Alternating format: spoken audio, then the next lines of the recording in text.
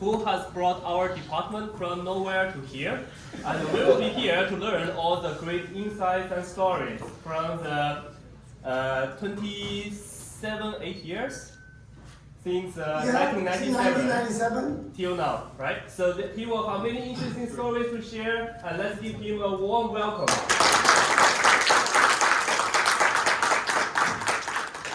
Okay, thank you. First, for last 5 or so years, I've been talking to our junior faculty, and they thought we were already here. We were always here. And so I thought this was a good time to write a history of this place. That we were not here. We were nowhere, actually. And so the story kind of begins with our dean, who was hired in 1996. He was a professor of IS at Ohio State. And more about that later, if we have time. I have a lot of stories to tell. But he moved here in 1996. And for a year or so, he thought about what needs to be done to the school. He also negotiated some money as part of his position here for the school. And he thought after, whatever, for a year, he decided that he will hire some senior people to help him with the school. And 4 senior people were hired in 1997. I was one of them. 3 people moved in 1997, Y.D. Jacobs, Rajiv Baker, myself, and Sumit Sarkar was also hired, but he was not able to move right away, so he moved next year. So they were the 4 people in the beginning. And I was a professor at Toronto, University of Toronto, and November 1996, Informs Conference in Atlanta, 2 people, Chandra and Sunchen, cornered me and say, how would you like to move to UTD? I had no plan to move anywhere. I was very happy at Toronto in a corner office. I had a good deal, great city. I joined there in 1973. I got promoted to associate professor in 1974, and I was promoted to a full professor in 1978. So they treated me quite well. And I told Sun Chen and Chandra that I have no plan to move. So they said, well, how about you come to give a seminar and meet our dean? I said, fine. So I came here for a seminar, meet the dean, and dean told me that they want me to move. So I said, oh, well, I have a European family, and they think Texas is a hick town. And they are more European, Toronto is more European, so they need to convince them as well. So we came again with the whole family. That was not a good idea. The whole family was actually not for moving. So I said, okay, we'll take some time. And about 9 months later, from November, I was in Hong Kong. I was traveling all over the place, and then with Ho Min Yan and my side, we were deciding to negotiate with the dean, and I decided to move. Actually, number of factors came out together.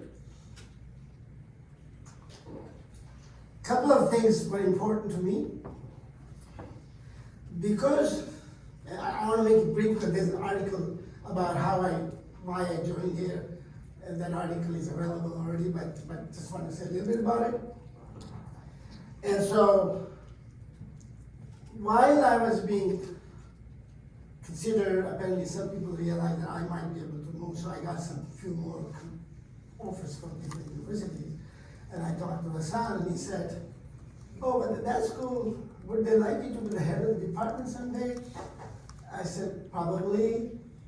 So I said, are you telling me that you will never give me an administrative job? He said, yes. I said, that's a good thing. And somewhere along the line, he also said that we really want you to come here to build the school. You've written so many papers, maybe it's a good time to come here and build the school. And that's sort of, I like the idea. So all of these things came together, and in June 1997, I accepted offer. I mean, it matched a lot of things that I had, and anyway, there's no point talking about that right now. So I moved here in September. I came to the school here. Now I didn't realize they wanted me to build the school and build the program. I thought they already had a program, PhD program. You see, we bring people. Why I bring people, and half an hour everywhere I ask the people to meet the PhD students. They never asked me to meet PhD students, and I never even bothered to ask them. Only when I came here, I realized that there was no PhD program here. I have to build it from scratch. Fortunately, I also built the PhD program in Toronto from scratch, so I had some experience in building the program. So more or less, immediately I joined here, I started the PhD program. And more about that later. So let me go. Yes. Question. In marketing, did we already have a PhD? Yes. So we had a PhD program in marketing. Frank Bass moved here, I believe, in 1960, quite some time ago. And I was a student at the time, and I remember Frank Bass. The story was that he had the highest salary of any professor in business school and moved to Texas. And then, Ram Rao was at Texas at the time, and he was from Carnegie Mellon, so Frank Bass moved Ram Rao also to UT Dallas. And they produced some very good students here.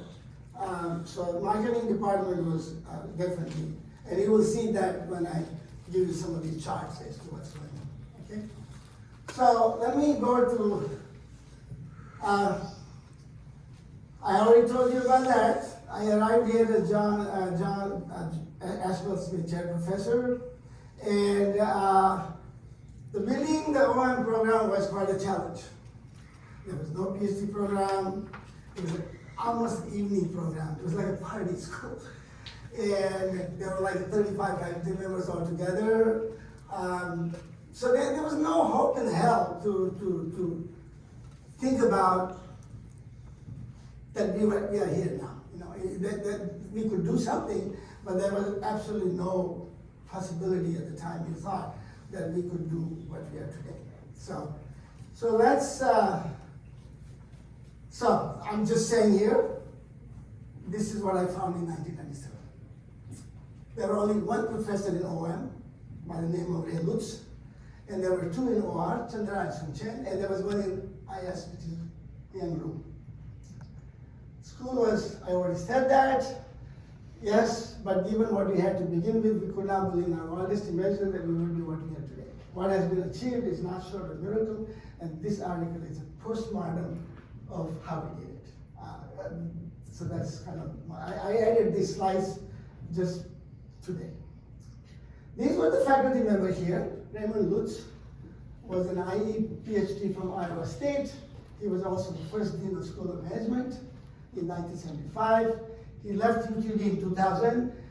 He was more interested in opera than in operations. They begin with O, OP, right? And operations. So he left here. And he joined the board of directors of the Santa Fe Opera House. I saw him in Santa Fe at one time or another when we went to a conference, Bombs conference in Santa Fe. He was a good guy. And anyway, so that was that. Then Ramaswamy Chandra was a PhD from Berkeley, complementary slackness guy. Complementarity guy, Sun Chen was a Q theory guy. He had two PhDs from Berkeley, one in OR, one in IEOR in 1974 and 1977, and a BS in physics in NTU in 1969. Yang Ru from UT Austin. And then Hasan Pirkul was an OR guy, so I count him as a fifth guy from ISOM OR area.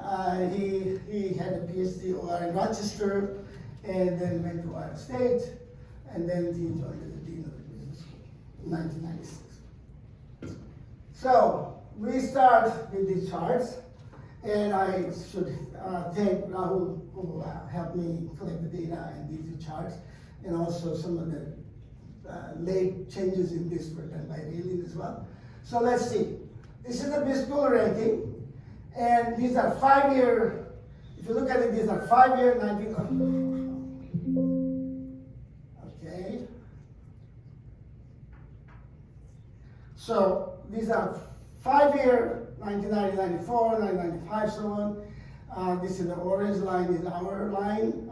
We were 68, number 68 in 1994, and we are number 2 at 2023. My article finishes in 2023, end of 2023. Suresh, Yes. this is the usual UTD 24 ranking? Yes. Okay. Yes. Yes. And when did the ranking start, like officially? The ranking started around, I think about 4 or 5 years after I was here. I see. I think maybe 2000. I think there's a year somewhere, but I don't remember exactly now, the exact year. I do want to mention that the ranking started with 22 journals, and I bugged the dean so much that he finally decided to put POM and JOM on the list. I think there's a little story about that. I basically told him that OM is highly not represented here, because if you take management science, that's like 1/4 OM. If you take OR, maybe half OM, and you take MSOM, which is only 4 issues a year, also like 1/3 OM, where the finance and marketing had so many journals. And so I needed to have at least POM. And so we had a delegation going to India. I had Hasan was my captive audience. We were together, UTD delegation going to India. And so I kept telling him about this. So he said, you know, it's not a good idea to just join, just put POM because they have to have some justification. So Advaitis and Chelia decided to take a survey of which journals to go in, and it turns out that they compared several OM journals, and in the survey, POM and OM came together. POM and JO. JOM, yeah, POM and JOM. And then Hasan came to me and she said, either we put none or we put both. I said, if that is the price I have to pay, we're gonna put both. So anyway, both journals then became part of the UTD ranking. So this is, yes. How is this calculated again? Is it per faculty member, total publications? So I'm going to talk to you about this as well. So the ranking is based on the following criteria. Any paper published by business school professors, if there are 3 authors, let's say, and 2 are from UTD and 1 from other, then we get 2/3. We get 2/3 point for that paper. If it's 6 papers, 6 authors, we get 1 seat, it's only 1 from UTD. And it depends on affiliation listed in the journal article, okay? So it's not per tag. It's So not larger schools have that. So in the beginning, I also told Hasan that it's kind of unfair for us because we're such a small school, we should do it per capita. Now, I will not tell him right now. but per capita, the idea was that the per capita was difficult to implement. People played games, and also they have to report how many faculty there are. So it's not like something we can just immediately just look at the journal article and do that. So we have to divide by some number, and then that can be pretty non-objective in some way, okay? Do you So- have a sense of per capita how do we rank? Huh? Do you have a sense of per capita how do we rank though? I know that this is not per capita, but. No, but if you do per capita, there are issues in the sense that people have to report how many people on their business school. They may also have some IE people there publishing this. We do not know how to find the number and divide to per capita. So anyway, this is the ranking. This is what it is, and we compare ours to NYU Stern, Chicago Booth, NCR, Harvard, UT Dallas, then MIT Sloan, Stanford, and UPenn. I included 1 NCR in there. I thought we So these are top schools in some way, and so we did this, okay? Let's go to the second chart. This is the chart where there are that's a score. This one is the chart where you have a ranking, 1, 2, 3, 4. So you could see, since we begin the 68, so the lowest rank in this chart is 75, because we don't have anybody below 75. But the ranking is based on this weighted number of papers, okay? And weighted number of papers, you can see we are business school like 141, this 2009-23, we were like only 14 in this year. So this is kind of a score, and as you can see, if you look at the score, Howard is very far ahead of the other schools. You can see, right, Wharton line is, the Wharton line is that one. Yes. Okay, so that's the school. And I also, as you know, this article, a short form of this article is published in POM in January issue. That paper went 2 rounds of review, one by the EIC, and they wanted to make it shorter and remove certain things, and then it went to a DE, then there's another revision. So finally that article was published in January issue, but this is way more detailed than that. Okay. I also added Financial Times ranking because somebody will say, well, POM, you guys are doing very well at POM, so at least we did something. But it's very difficult to find rankings, and so we did what is called a Global MBA Research Ranking of Business Schools from Financial Times. As you can see, the orange line is going from here to there. Some year the data is not available. So anyway, if we're not doing so badly, you can still see our growth going on for here, okay? So we are ranked 5 here, we are ranked 15 here, so it's like that, okay. But most of the articles, most of this is based on the PO, which has now become a gold standard in many places. So now, the other aspect of the ranking is that we can rank based on the journals that we choose. So you can choose 5 journals, which is AmSom, Management Science, OR, JOM, and POM. And when you do that, we get this ranking. So this ranking, now notice, I start only from 1993 to 1997. We were not, if you go below that, we were like 150. And so if I put 150 in the score, the graph would look terrible. And we're all bunched up. So we just go from 77 here in OM, and we are now number 1. In 2023, we're number 1, at least based on this ranking. And when I give this talk I gave this talk to India. They wanted me to give this talk to keynote speech, and then another one in Taiwan. And I do tell them, this is basically, we're not saying we're better than these schools. These are legacy schools. We may never be better than some of them. But as far as the ranking based on the UTD is concerned, that's what it is. Okay. Yeah. Somebody, yeah. Yeah, I was curious for the years, 93, whatever, even up to like 2000, before the journals were digitized. How was this compiled? Was it someone? Yeah, they compiled. Yeah. Once they did the ranking, they went all the way until when the journals were founded. Yes. So they went through physical issues of these journals. Yeah, it goes from 90. At least you can go 1990. Yes. Yeah, you can follow that. That's what I can do. Yeah. So that's what happened. Okay. Now I want to give you another chart, which is kind of an eye opener. Okay. So this is the chart where the score of schools in these 5 journals. If you look at this score, you see 2 things. One is that we are the three clusters. One is UTD all by itself. One is these 2 guys, and one are these 2. That tells you something. First, it tells you the marketing did have influence, so that when I came here, our school was ranked 77, but OM we were not ranked at all. So there was that. But over time, OM actually pulling the entire business school up, as you can see here. Because if you look at that level of OM publication, we are absolutely pushing other people, right? And, well, I don't want to say it, but I will not say it, because human being doesn't want me to say it. But we have a little bit of a hedge here, right? We have a big cushion.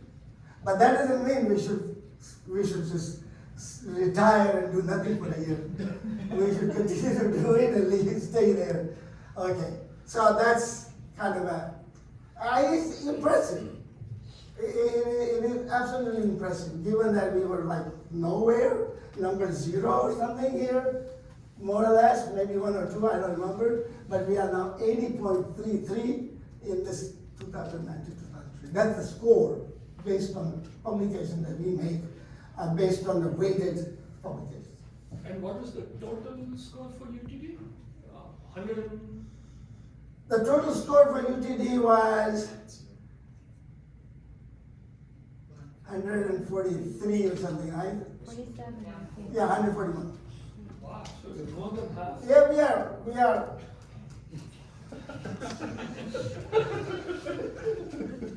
Those, yeah, More man. than half of the rest of the faculty?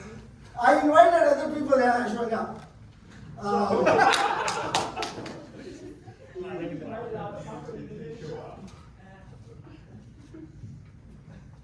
Okay, so how did it all happen?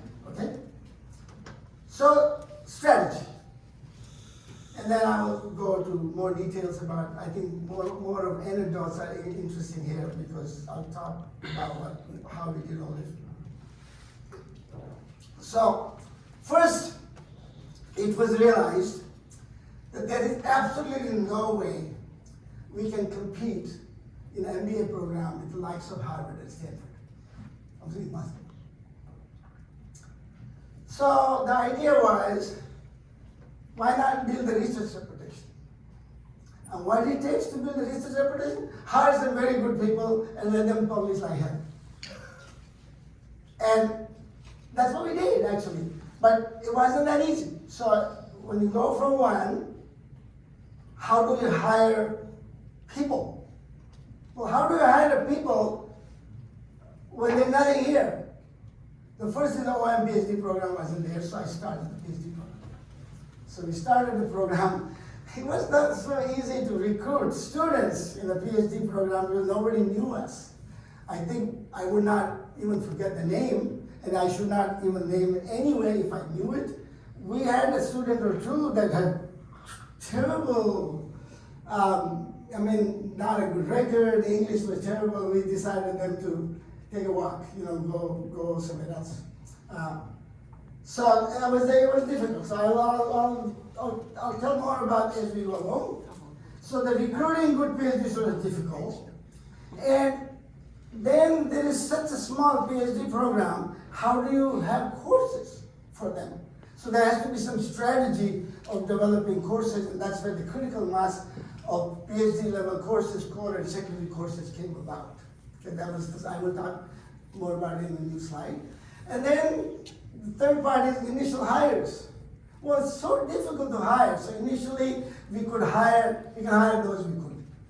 But that doesn't mean we hire bad people, but we hire those we could through connections and stuff like that. And I'll talk more about it later on. And then finally, once we achieved some of these things, then we also had another thing called, down the line we hired some people for connections, but then when we started hiring people, they said, what is the course load?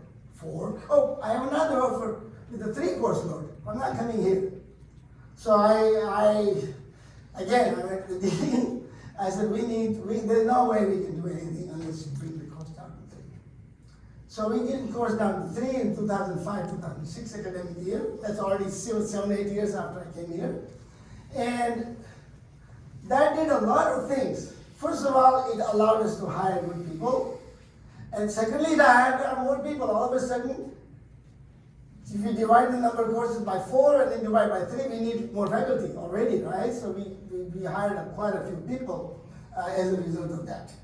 And the proof is now in the pudding, right? We had 2 people we hired at a world-class level, and we gave them a tenure after 3 years, right?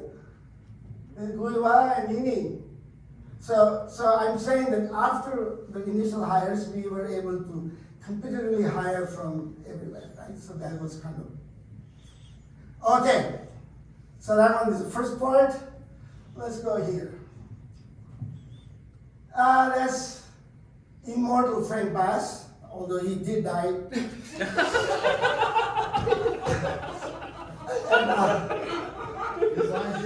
At our school, and we celebrated, we went to his funeral, the school dean and us went by plane to Austin. We were, a whole group of people went there for the funeral. But anyway, Bass was very influential at the school, and he's of course famous for Bass model.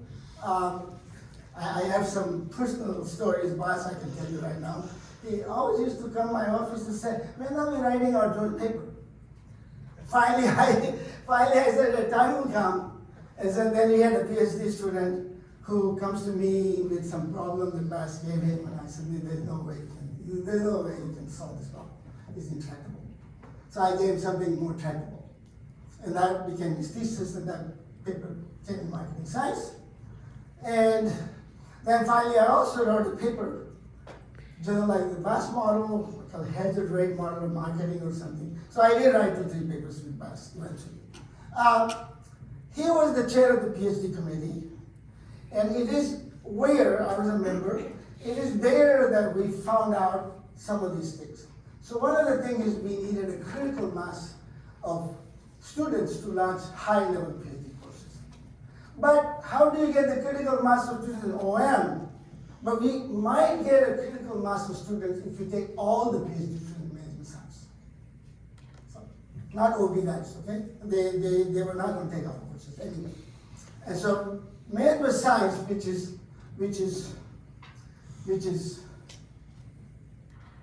management science is OM, IS, finance, marketing, and accounting.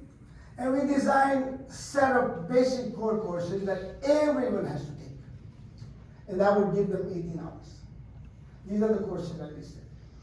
And then there were secondary core courses that we would like you to take 2 out of, at least 2 from those courses, so that would give you 6 to 12 hours. If you take all 4, then 12. If you take only 2, you get 6.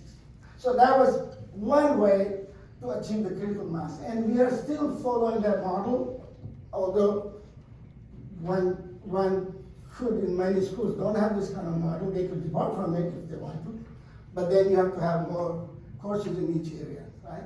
So that was one of the idea of this school.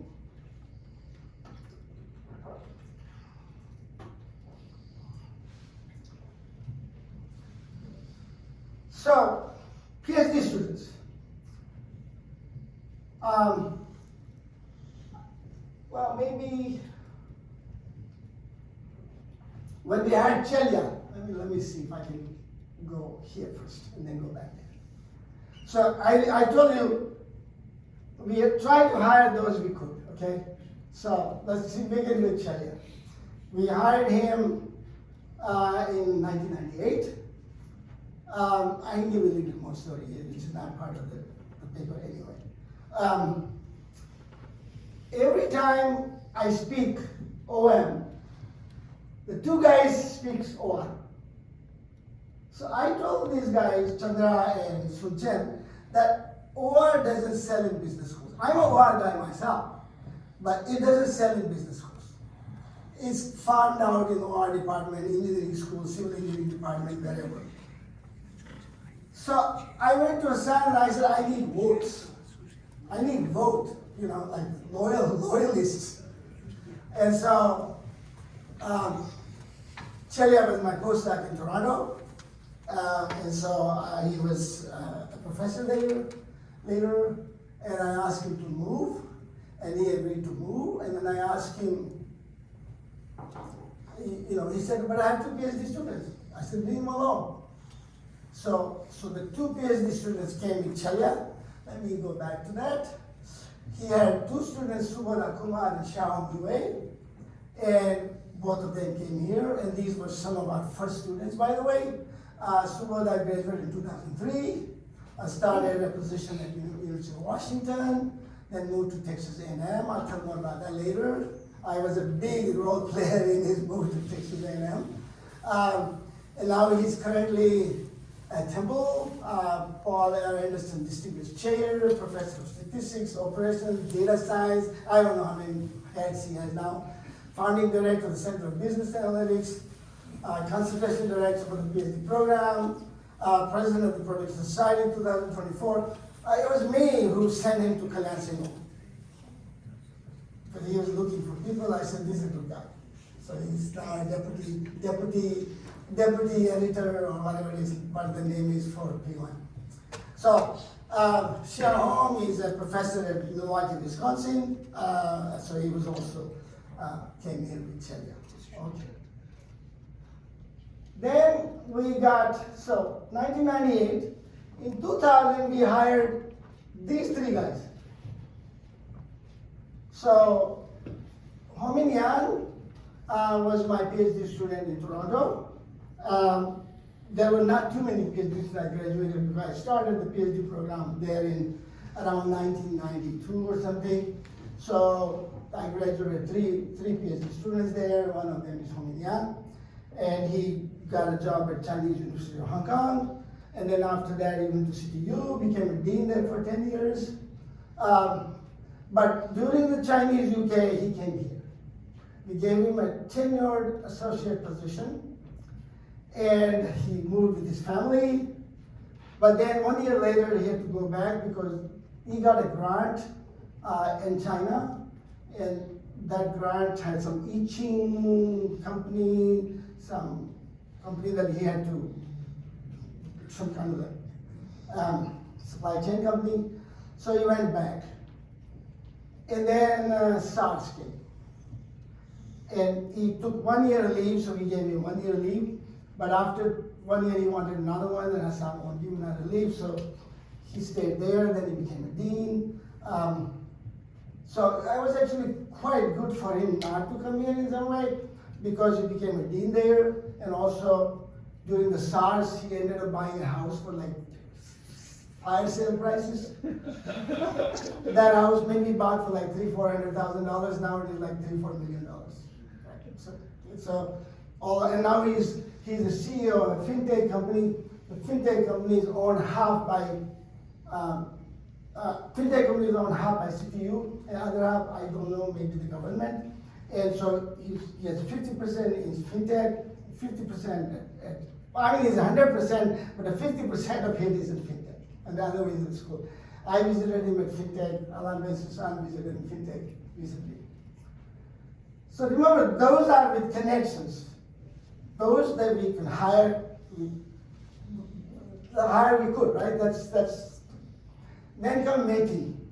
Well, you know, mating comes from IE programs. And IE programs is a great guy to hire. But IE programs, again, business schools are typically not interested in IE because they don't have finance courses and marketing courses and accounting courses, and so they are kind of a little bit geared to IE departments. So Millie can tell more stories about it if he wants to, but we hired Metin in 2000 also. So it was a great for us that this thing happened. I remember when you called Suresh, I was in my advisor's office, and there came a phone call, and my advisor picked up. And at that time, Suresh was looking for faculty, I think, and they chatted for a couple minutes. And we were having a research meeting with my advisor, so this phone call did not last very long, but then something started. So I remember that moment. So actually, you are right in the sense that you were actively looking for new hires and calling people, and I witnessed that firsthand myself. Yeah, well, look, you were good people, so I would not care if a person came from business school and not so good. And I would like somebody who is wherever he comes from. I hired Dimitri Kras in Toronto from mathematics department. Dimitri Kras is a professor in Toronto. I hired him from math department. Yes. Quite convinced to come here, given that we have only 3 people. At the time there were a little bit more people. I saw, for example, Ray Lutz. He was Yeah. there when I came. And Chandra was there. Chandra was there. So there were like Okay. 5, 6 people. I see. It was a small department in comparison to what we have right now.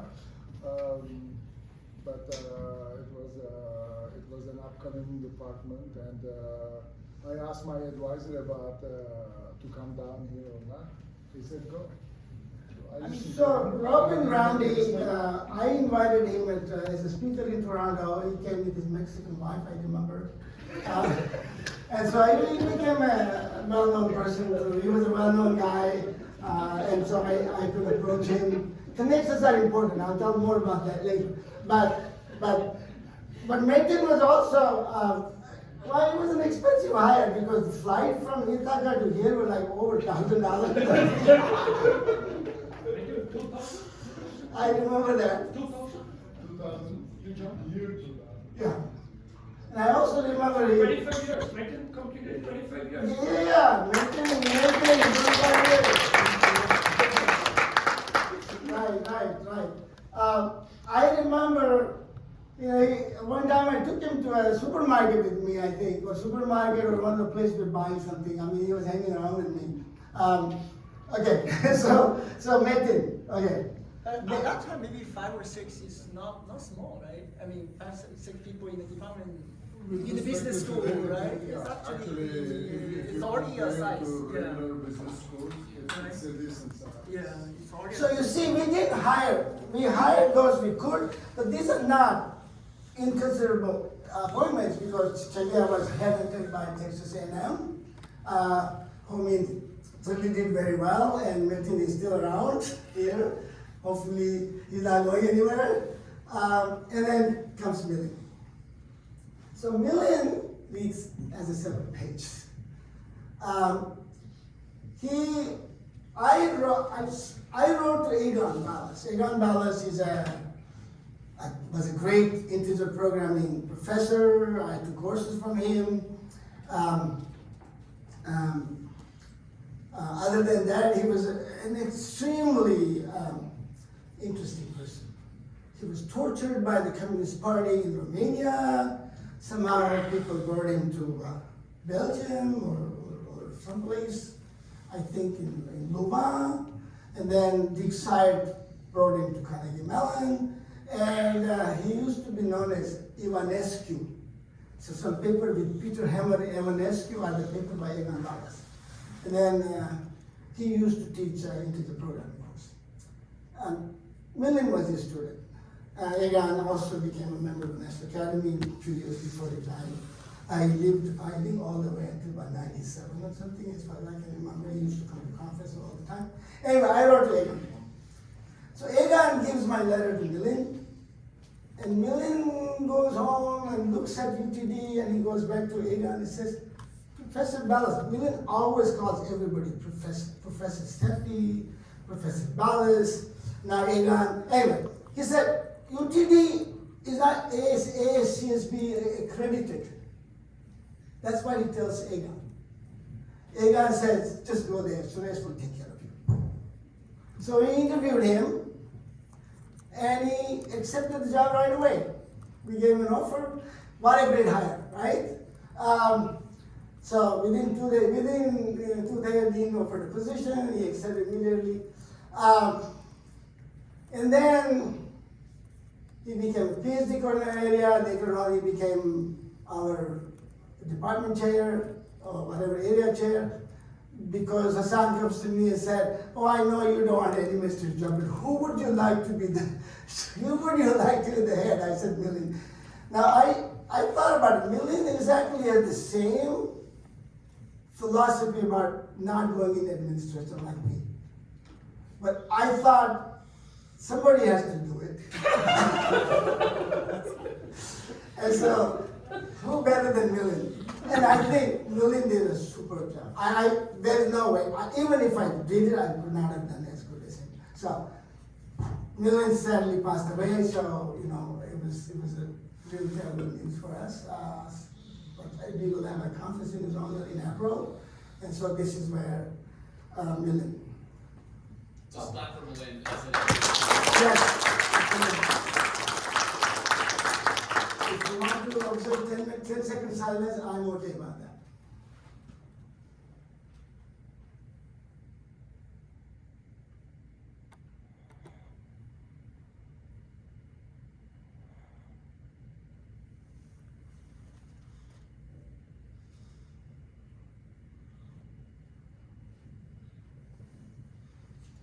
Okay. Then Kathy, 2002, I think. Is Kathy here? No. There was an Informs conference, and I know Kathy since I was a student. And there was an Informs conference, and somewhere along the line, she was at my home, and in this conversation, she said, "Why don't you bring me to UTD?" And so when time came, there's also a connection, and I asked Kathy to move here, and she was an associate professor at University of Michigan. We moved her as a full professor, and so we got Kathy. So that's my initial recruits, if you think about it. Which year was that? 2002. So 98, 2000, 2000. And then, now we can recruit world-class faculty. Okay? So there is this guy here. It's also connection, but this is the story that needs to be told. Okay? He is world-renowned expert in stochastic control. If you were to name 5 people in stochastic control, he will be on that list. Maybe 3. He will be on that list. And so I did my work in control theory, so I knew him. There are some common people like Charlie Tapiro and such that we knew him. I saw him first time in 1973 in a conference in Tel Aviv. And in that conference, he sit in the backside, backbencher. Maybe your hearing was better in those days. And I saw him at that time. By the way, now that I'm thinking about the conference, Tel Aviv, a couple of things I remember. It's outside the scope of this talk, but I will tell you later. So I was a postdoc at George Danzig at Stanford, and I went there, and I couldn't afford the registration fee or anything, so I just went there. I had a paper to present, and the organizer came to me and said, "You haven't registered, so you cannot present the paper." I said, "Okay, fine. I will just enjoy Tel Aviv." And then later on, I was walking. George Danzig came this way. I came this way. George greeted me. George told this guy, "Oh, you know, he's my postdoc fellow." And later that evening, this guy comes to me and says, "Oh, you can present the paper." George Danzig connection. So I presented the paper in Tel Aviv. But I also, so in 1980, 79 maybe, I asked him to come visit Toronto. I had a paper in stochastic production planning that I published, but there was an open problem about how to include production constraint. I thought, okay, this would be a good idea for Alan to come and join us, so I invited him. And this guy solves the problem in a day or two. But none of us do how to do computations. So I brought this guy from math department named Nick Driscoll. He was a Caltech PhD in mathematical economics, and he could do computations. So we joined. So we wrote this paper during the week he was here. And I told him, let's send it to SIAM Control. He says, SIAM Control? Such a top journal, this article is not going to make it. And he said to me, I remember this, maybe you can add me. He said, Albert Friedman, he's a big guy, okay? In functional analysis and whatever. If you give this problem to him, he will solve this in 2 hours. I said, but who is going to give the problem to Albert? The problem is important too. So I said, okay, it is my idea that we should send the paper to SIAM Control. And we did. Guess what? Can anybody guess that? only paper that I sent to a top journal, which comes back and says, the paper is hereby accepted, no further review is required. I did not receive reviews. The reviews were so good they didn't even send it to us. Or they were never reviewed. I do not know all of this. But I got the paper, and he's the lead author of that paper. So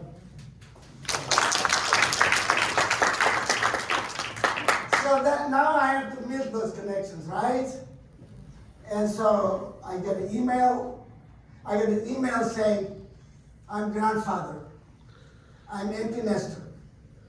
There's one more line that I won't tell you exactly how he said it, but I can say you that he has a mandatory retirement age in France. Okay? I will not say it because you didn't tell me to. You did not ask me to quote verbatim what the email was. The fourth was, I need new challenges. So I said, okay, let's try to hire him. So I went to the math department. I thought, the guy is a math guy. It'd be happy for him to have half a job in math department. So I went to the dean of math department. Math department looks at CV. Oh yeah, great. We can give him a status appointment. I will tell you now because the dean is no man here. I thought this guy is better than all of the math department. And you're giving him a status appointment, I need $1. What is the status appointment? Status appointment is you list him in the faculty in the math department. Same as a courtesy appointment? Is that? Yeah, kind of. But Hasan told me, they have to pay half salary. So they're not going to do it.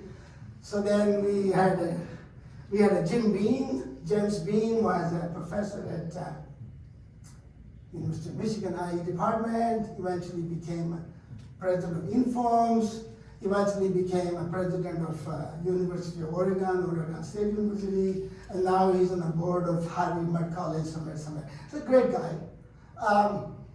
He was in town for speak in my seminar, OM seminar. OM seminar comes into the play, okay?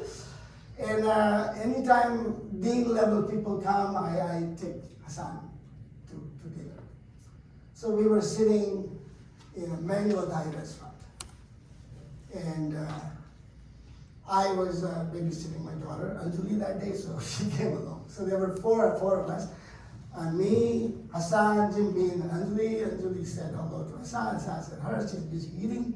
And then we have a wine bottle, another wine bottle. And then at some time I said to Hasan, math department is dragging his feet.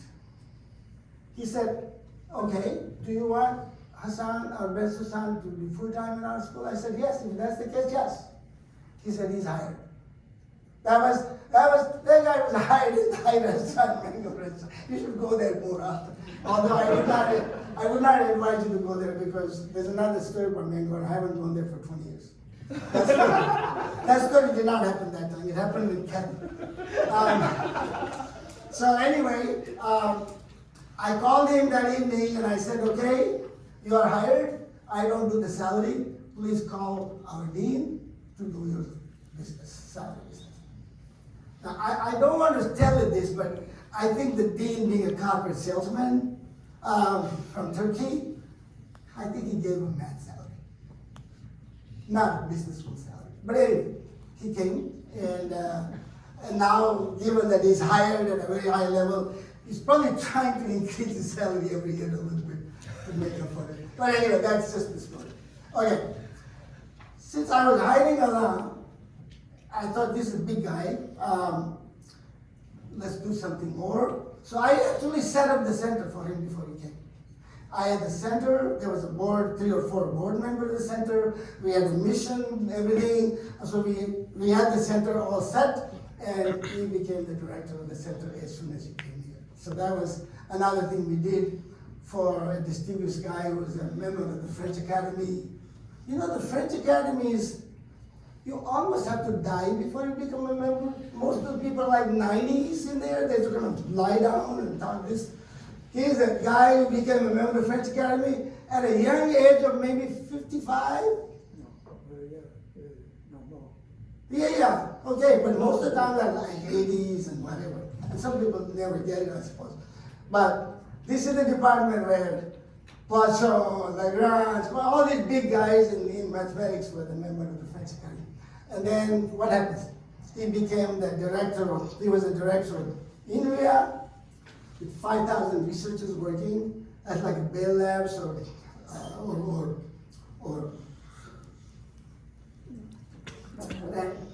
Rand Corporation kind of thing. And I think he got some honors from Germany, commander or something, or the commander of the Empire of Germany or whatever. And he became a president of the European Space Agency. I think that's where he quit drinking wine because he fell on the steps somewhere. But anyway, all of this is. Alain, do you have anything to add? Yeah, well, I would like. Please. First of all,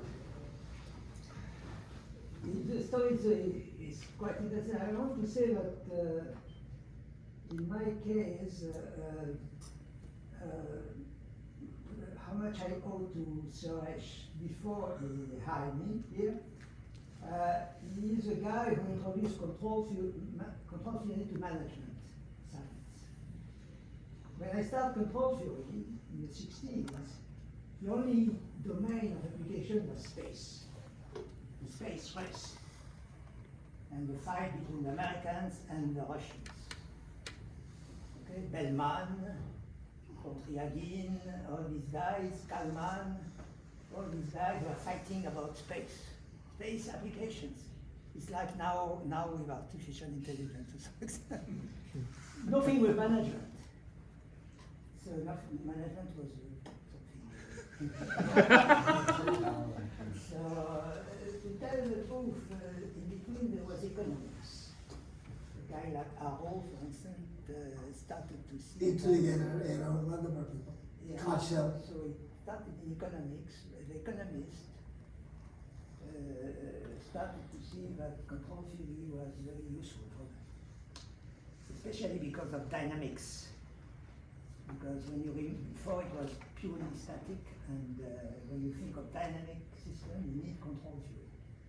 Okay, and then this guy, or maybe also your supervisor, I suppose, Thompson, yes, whom I knew because the university where you were, Carnegie Mellon, was extremely interesting. The dean of the business school, Dean Sayer, Exactly.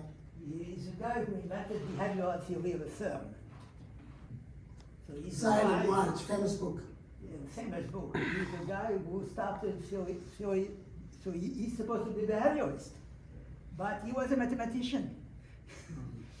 So he was so visionary. He understood the importance of behavioral aspects, but himself is interested in control theory. And then probably Jerry Thompson. So I knew Sayed very well, very fantastic. He became president of Carnegie Mellon University, and he did great. Carnegie became one of the most important places. Now it has a little bit declined. That's Pittsburgh. Yeah? It's Pittsburgh. Yeah, of course, the city is not very pleasant, but the university was very good. And Suresh is really the guy who, I think, yeah, the guy who really introduced control theory to management science with great success, fantastic success. And I learned about what he was doing myself, and I liked it. And of course we met, and he's extremely active, as you know. And then we became very good friends. But when I was there was the time of his reporting, I was 63 years old. I came here, I was 64. I was very, very realistic. When you are 63, there is no hope to get a job.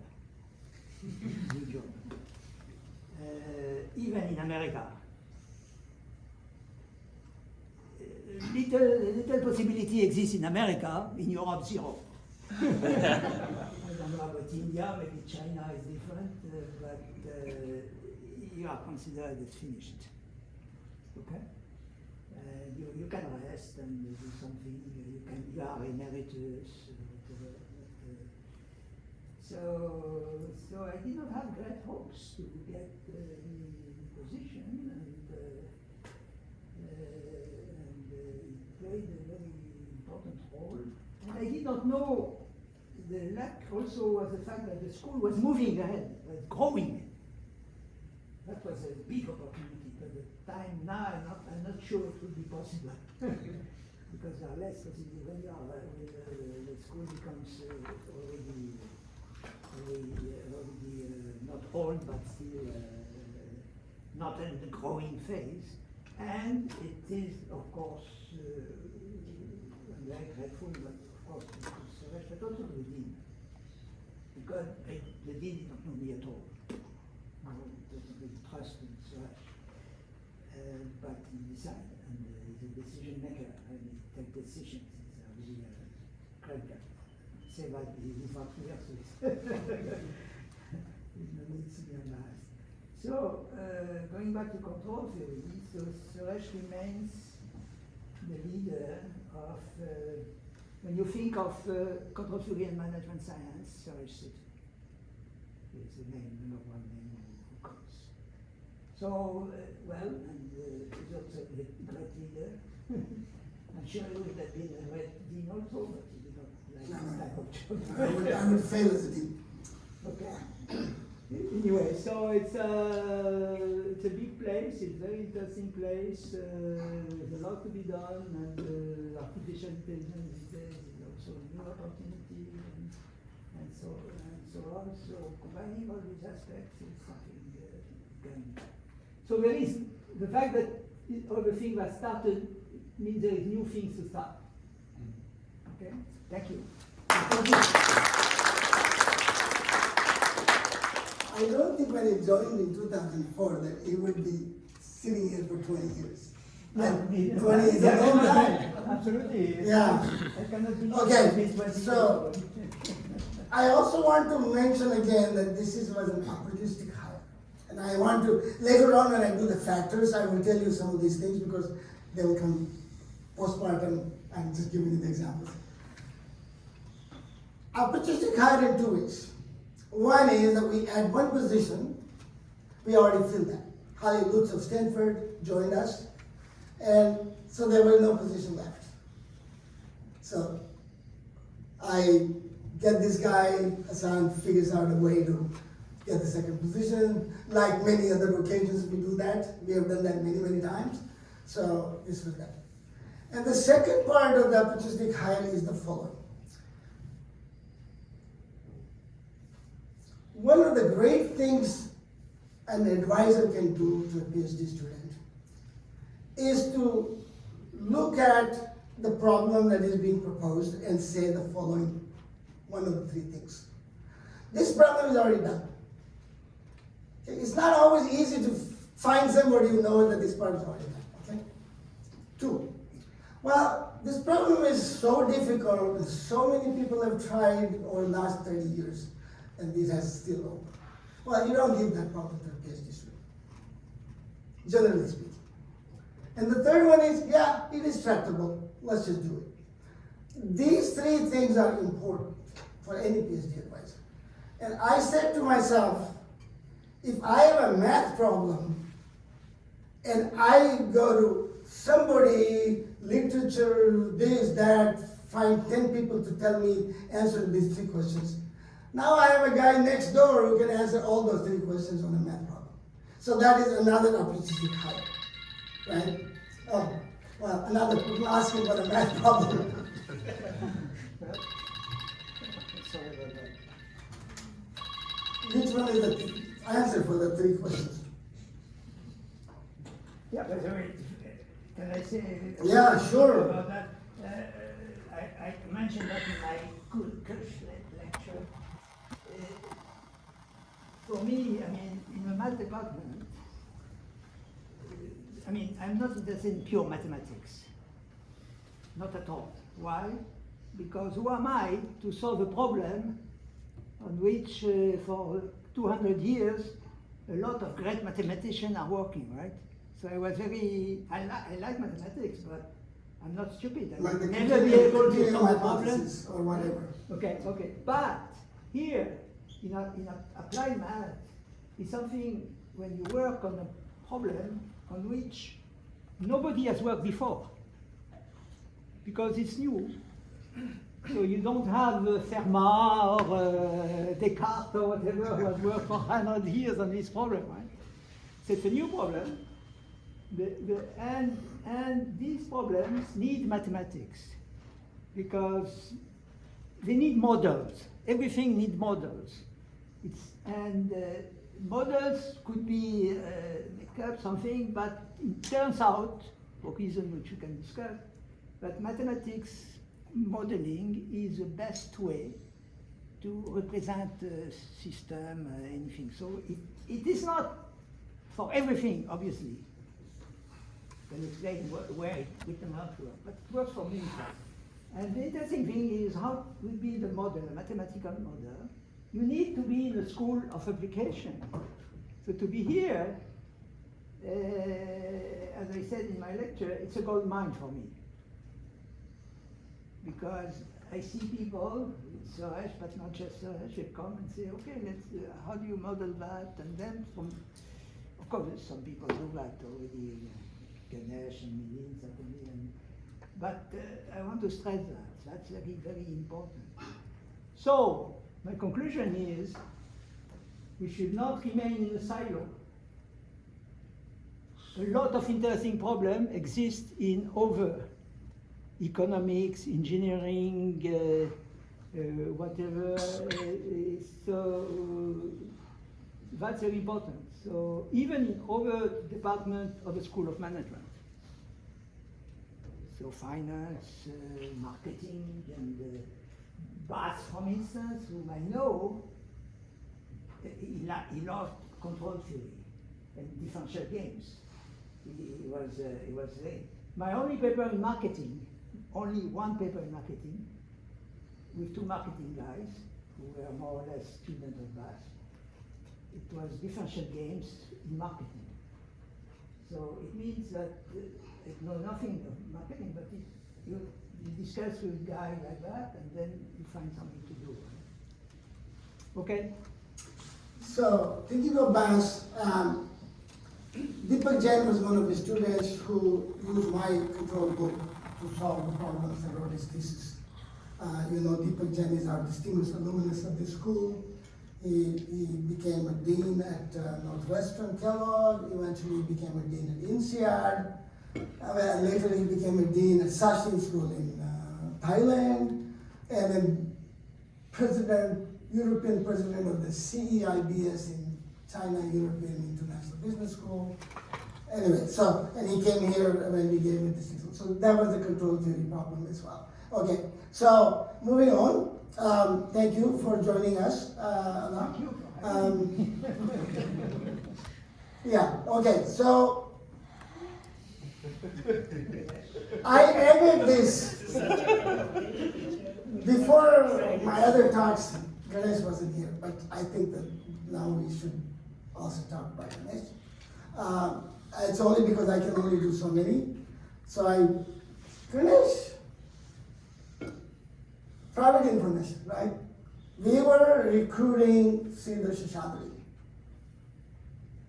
And Sridhar Shashadri wanted to come here. And let me get back a little bit. Well, maybe not. But then another person that I'm going to talk about may not like what I said. Okay, so Sridhar Shashadri, at the very end, his sister lives in Austin, and I told him, is Austin too far or not far for you to accept the position? He said, no, Austin is not too far. But at some point, he had some health issues, and because of the health issues, the distance that was not too far shrunk, and Austin became too far.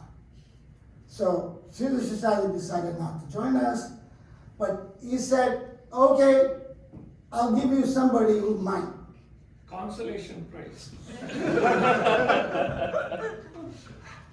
A consolation prize, but some consolation prize.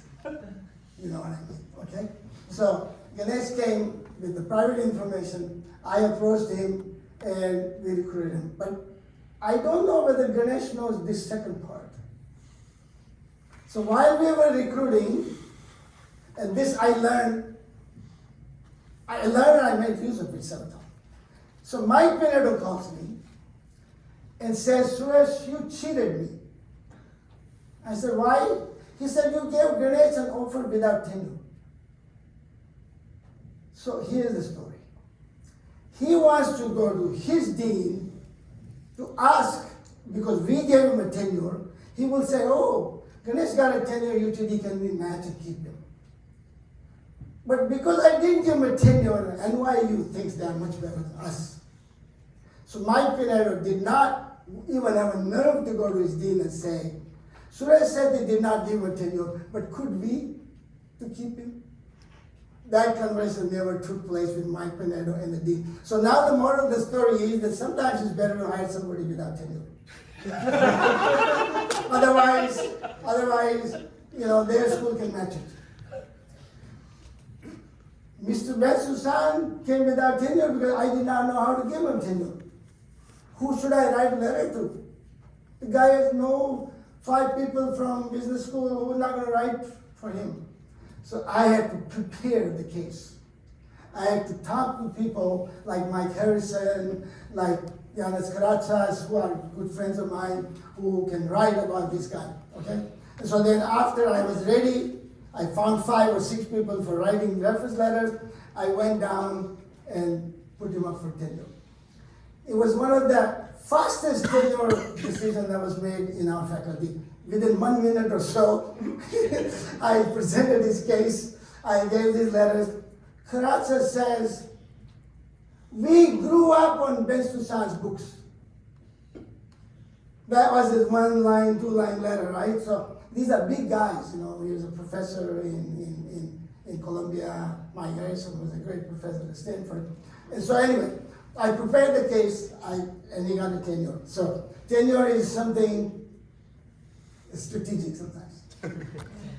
Okay, so Ganesh, you came as associate without tenure. We gave you a tenure 1 year later. But that was the plan. I didn't know that I defeated Mike Pinedo, but now I know the plan was. I didn't know any of this. But now you know. Yeah, thank you. Now you know. And I don't think Mike will argue with me that his name is being reviewed. I removed some of the names because if you listen to my talk in Taiwan, it's a little bit more namey, There are a lot of names there. Let me continue quickly now. Elena sent me an email or called me or whatever, I don't remember, saying Penn State is maybe not treating very well her. And I think part of it was probably very low salary that Penn State was giving, and it was quite low. So I said, okay, I took her CV to the dean. I said, she's a great lady in behavioral OM. Fortunately, she's not here because she said that 15 she cannot be here. So I said, we want, behavioral OM is in fashion right now, and we want a presence of this, and so the dean said, okay, we're gonna hire her. So I prepared Elena. I said, you are asking us to move, don't play games, because our dean doesn't like games. The game is like this. You come, and some people played those games with us, and we didn't hire them anyway. You give her salary, they go back to their school, saying UTD gives her this salary, the school matches it, and then you stay there. Okay? I said, don't do this, okay? See, I alerted her. I said, we give you a competitive salary, and if you don't like it, don't approach my dean, just call me. And I will settle with the dean, whatever the issue is, okay? And so, at some point in time, we gave an offer, very good offer, and lo and behold, Penn State matched. She called me, said, Penn State is making it difficult for me to move because they are matching my salary. I said, remember what I told you? She said, no, I didn't call you to tell you this. I called you to say that I will accept the job, I will not do anything else. But I know the story now, so Elena came. And then, what about Gary Bolton? So Hasan comes to me and said, how about Gary Bolton? I said, oh, cool, we'll hire him. A great guy, behavioral economics, game theory, all that. But one of our professors said, it's not a good idea to have a husband and wife team and I'm alone in one department. So I said, okay, we put Gary in another department, managerial economics. So I asked Stan Leibovitz, and Stan Leibovitz sees his CV, and he comes back to my office. He said, oh, it's a great guy, we love to have him. But we have a position, and I don't want that position being cannibalized by this guy. I said, no, you're getting a freebie. So here's the situation of, I call it buy one, get one free. So we have Elena and Gary. Did MECO department exist before OM? Yeah, Stanley was there and yeah. So this is my one more Chiang. See, the one factor that you will see, we are fast on our feet. And these are some of the examples of being fast on our feet. So Chiang came here and he then called me, and next day I think it was, he called me and said he had an exploding offer from a school that shall not be named. It's a good school. And it was an exploding offer like within 3 days or so. So I just go to the dean's office, I said, pick up the phone and please make him an offer. And the offer was made, and I think Chiang accepted it more or less on the phone. I think Chiang, you can tell the story if you want. Is Chiang here? Yeah. I think your recollection is absolutely correct. I think I had an offer, and then I told Suresh, and then Suresh acted really super fast and went to the dean, and dean basically matched the salary and says that this is the offer, and really everything happens so fast during that, and that's I now remember. I got an interview with Alan and Sethi at Informs. And at that time I was working on this stochastic control paper, and I think I happen to be so fortunate and get interviewed by Alan because we had such a pleasant conversation because we share so many common interests. And then I think Alan, I'm pretty sure Alan said a lot of good words about me, and then that's why you guys bring me for the first, I think I'm the first one you guys interviewed in that year, right? Right after Thanksgiving, I give a talk, and then I went to another school, give a talk, and they gave me an offer, and they only give me like 1 week or so to consider. That's when I reach out to you. So now we have a paper with Alan, with Chiang, and there's a notes that he gave me as part of his kind of impressed me that I'm a good guy to be hired. Those notes are still undone. They're still, those notes are sitting with my Hong Kong group right now. Okay. That problem is still open, so we are working on it. Okay, so there's this. Oh, I also learned, Annabelle will come later. I'm telling you more about that, about placement and stuff. But I learned one lesson from hiring. Annabelle was one of our great students as well, and she was applied to Rochester. Avi Seidman was the chair of the committee, and he told me that the committee has approved her and sent the recommendation to the dean. Now the offer is not coming. She's waiting and no offer is coming. So I called Seidman, I said, what is happening? He said, the dean will not give an offer unless everybody is interviewed. I said, we don't do that. We give an offer after third interview, even there are 7 more to go. That's how you can't wait for 7, you lose the person. So that was the case, and we do not know when the last interview will take place and when the dean will give an offer to Annabelle or not an offer to Annabelle. In the meantime, Oregon gives an offer to Annabelle and she didn't want that. But it was an exploding offer. So I said to Annabelle, I do two things for you. One is I will create a postdoc position for you, because that time I had a postdoc money. And so if you don't want to go, you can stay. The second thing I'm going to do is I'm going to call UT Austin, and I tell them the whole story. And if they want her, they give an offer before the Oregon explodes. So UT Austin gives her an offer, she accepts the offer at UT Austin, and that's what happened. So being fast and fit sometimes is important. So I don't want to give a recommendation to the dean and wait for 10 days to listen from him. I call him at his home at midnight sometimes to say, hey, we need somebody. Yeah. Since you're talking about this, based on your experience, what do you think about exploding offers in general? Do you like them or you dislike them? Which one? What do you think about exploding offers in general? Well, I like to give 1 week, not 2. But you have to give 1 week. Now there are even some requirements. Even our dean said you should give 1 week. But then the other school who wants to deal with the exploding offer from another school have to be fast, and that's where we come in. And so we were able to hire a lot of people that way. So now I already talked about. So these are the factors: leadership and the full support of the dean, my contributions, and this OM seminar, which has played a big role. I'll talk more about this. PhD program, competitive compensation faculty, general research support, competitive teaching law, collegial environment, all of this I don't have to talk too much. I talk about this more in other forum, but here you will know all of this. So I want to say a couple of things here. First of all, my relationship with the dean. So when I come here, I tell him that I'm a very informal person, okay? I had a dean named Max Clarkson in Toronto who was a businessman, and he would, if he wants to see me, he'll call me, Professor Sethi, come to my office. Why are you not coming to my office? Why you call me to come to your office? I mean, I don't like this kind of situation. So I told the dean, if you need me, you can come to my office. I need you, I come to your office. But better than that, why don't we have a lunch every 2 weeks?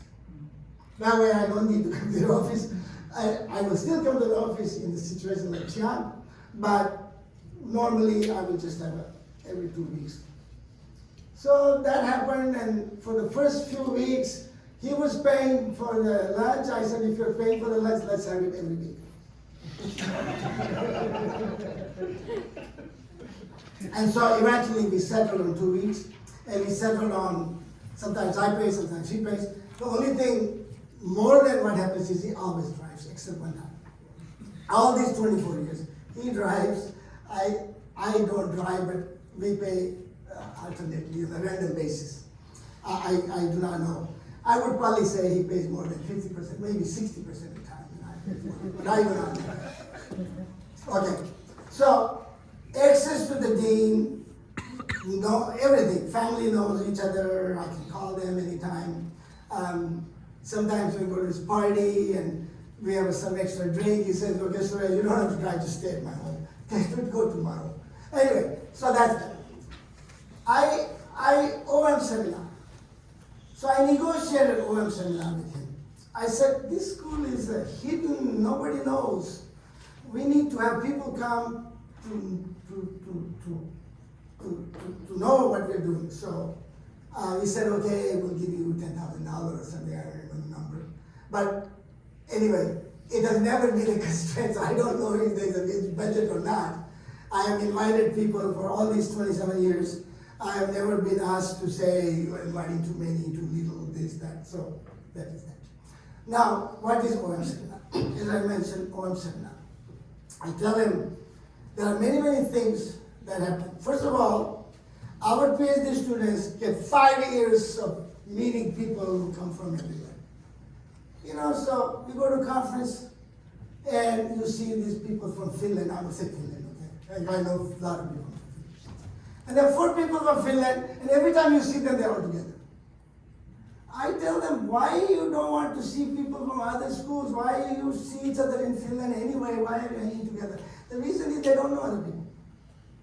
So we don't know other people, you're shy, you don't, right? So our students get benefit of knowing people. They can approach them, say, hey, by the way, you came to our school, how are you? It's easy to approach people if you see them. And the other thing is that it is so important to have personal connections, because one day or another, our junior professors and our students later will need letters to write, for reference letters, for tenure. They all come to me, who do we write to? So I can give names. The problem is, full professor at top universities, if they do not know what you're doing, they will not write it. Because it's not easy to read all the paper that they send to you. And then, if you don't know the work, it's not easy. And the schools want people from Stanford or from MIT to write letters for you, and you don't know them. But if you are connected with them, you go to conferences, you say hello, and sometimes you can say, by the way, 2 years from now I'll come for tenure, could I give you a name? It makes it easier, right? For me to give 5 names, unless you know these people, they will not write for you. I mean, I know, I get lots of letters for tenure, and then I don't have the time to write if I don't know them, I don't know their work already. So either I write if I know the work already, or write because I know the guy and I want to give him a tenure. And I know he's a good guy, that kind of person. So the OM seminar is that part. And the third part is that people come and they go back and they tell their school, oh, I saw 40 people, I had a great time there, and then they go back and spread the word, right? Because when I came to here, Franklin Jennifer was our president. He used to say, we are the well-kept secret. Well, we don't need to be well-kept secret. We need to be out there, people telling us who we are, So OM seminar was pretty much of a player, and I learned that from Toronto, and so I insisted that I get this. So I got everything that I had in Toronto, plus a little bit more money. But on the money, I never negotiate. Hasan the same. He got the money. When he asked for money for the school, I don't think he really did much about the salary. Our school could not find a dean. I know at least 2 people who came here to dean. One of them is a good friend of mine. He said, I cannot go to dean. They're giving me lower salary than my professor's salary at that school. Anyway, so they couldn't find a dean, and then finally somebody proposed the name of this guy nobody knew, Hasan Pirkul, Ohio State, and it almost fell on his lap. And they offered him a deanship, and he took it. And look, this is one of the best deans that we have. And it just by accident. So many times when I was hiring people, I try not to, in terms of salaries and stuff, I try to first get the candidate, and then I talk to Hasan instead of talking to Hasan. He also tells me, he tells me that he actually say in the compliment in a nice way. He says, Suresh, you are not greedy, because if you were greedy, I can control you. I can give you money to ask you to do this or do that. But he cannot do that because I never. So it's a kind of a left-handed compliment. But what I'm trying to say is that in academia sometimes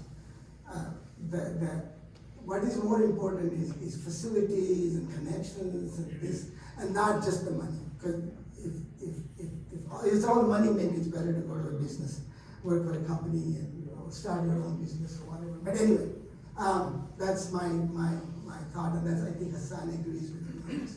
Okay, so those are some of the factors that we have. And then I think I don't need to talk about that. And then there are these factors that I also don't need to talk.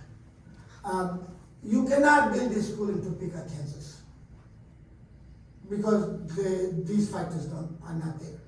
So you need, like when I gave this talk to Taichung in Taiwan, I said, Taichung is not so bad. I mean, it is a big city, it's got an airport, it's got life, so they could do something like that. But anyway, that's what I mean by this. We have and the mild weather is another factor. That may be one of the factors that I moved out of Toronto. Because for all these years I was in Toronto for 25 years, I was never there in summer. I got 2 grants from National Science Foundation and Social Science Foundation. I got 2 grants every year for all these years. And I have lots and lots of money to travel and hire postdocs. Because I have lots and lots of money to travel, and Canadian grants you cannot pay yourself. So here, American grants, you pay yourself, so you pay yourself and there's not much money left for travel. But if you cannot pay yourself, then there's a lot of money for travel. So Canadians travel everywhere because of these grants. And so that got me connections as well. But the thing that I see is that I was never there in summer. And best part of Toronto is the summer. The worst part of Toronto is winter, and I was there in winter. So what better place to move to Dallas, where the worst part is the summer, and I'm never here. Literally, I'm never here. You know me. I'm never here in the summer. And we don't get paid for the summer, so we can move to the summer what we want. And so this is another. But also, when we interview people from Northeast, you know, they go out in a restaurant in a shirt like this, and they say, what am I doing there in Ithaca or wherever, right? Or NYU. So maybe it gives us a little bit of an extra kudos to get good people here, you know, because why would anybody in their right mind work in Chicago? I mean, Windy City, what is there? Nothing. Okay. I already give you the placement story, right? Rochester, she's a Palm Fellow, whatever. So they was one of our students, so I just wanted to give some placement story. So this is the placement story. Now, this is where we were in 1996, and this is where we are now. It's all the people that we are here who are here and did not leave. So I have another table where people left also. But this table tells you, that's in the paper, not in this. So this table tells you where we were in 1996 when the dean came here, Ray Lutz, whatever, and this is where we are now. I think I have, like I said, last one. Then, so that's that, and then I also listed people who are adjunct professors and whatever, so this is to give you where we are now. We are now compared to 3 people. I do not know who the adjunct professors were there, maybe there were many, but okay. So, huge rapid growth, as you can see. We recruit world-class faculty. I think we are one of the top-notch PhD programs, I think. We had a vision of building the research ranking first, and then expand our horizon in other areas. Now we have an MBA program that is of some repute. We have started an undergraduate program. All of this happened afterwards. So once you make your name, then it diffuses into other areas, and that's what the idea was in the beginning, to begin with. This is not a B- school, by the way. somebody has to figure out the slide papers. You need to worry about these things. I'm stickler for details. Then strategic outlook, we do competitive compensation. So much so that Anyan bought his house in the first year. And almost a year worth of salary, including the summer, was more or less good enough for starter home. Although he bought it bigger than the starter home. And so now maybe 2 years of salary, maybe we get a starter home. And I was talking in Taiwan about this. I said, how many years do you have to work for salary? 30 days? 30? They said, no, more than 30. I said, 30 versus 2? I mean, this is important. So we do have a competitive compensation. NYU, for example, you have to maybe same salary probably goes maybe 60% at least more cost of living than here, at least, right? So if there are questions, there is more questions. I'm happy to tell more stories, but I think someone sent a message in the Teams chat, so someone may have had a comment about something. Yeah, anybody in the teams want to ask questions? Hello? Good enough. Well, in that case, thank you very much for listening. We can post that later, whatever. Thank you.